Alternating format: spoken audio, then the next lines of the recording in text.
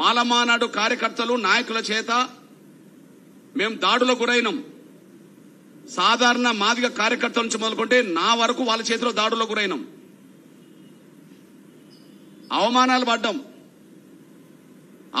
పడ్డాం, బెదిరింపులకు గురైనాం, దాడులకు గురైనాం, వాళ్ళ చేతిలో చంపబడ్డాం.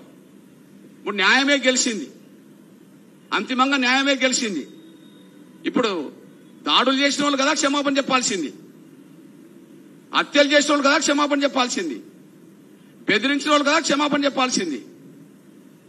ఓకే, వర్గీకరణ ఎట్లా జరుగుతుందో చూస్తామని వేదికల మీద తొడలు కొట్టిన వాళ్ళు కదా క్షమాపణ చెప్పాల్సింది, మీసాలు మెలేసిన వాళ్ళు కదా క్షమాపణ చెప్పాల్సింది. తొక్కుకుంటా పోతాం, వర్గీకరణ కోరితే తొక్కుకుంటా పోతాం అన్నోళ్ళు కదా క్షమాపణ చెప్పాల్సింది. వర్గీకరణ కోరుకుంటే కృష్ణమాదిగ లాంటి వాళ్ళను రాళ్లతో కొట్టి చంపమన్నోళ్ళు కదా క్షమాపణ చెప్పాల్సింది.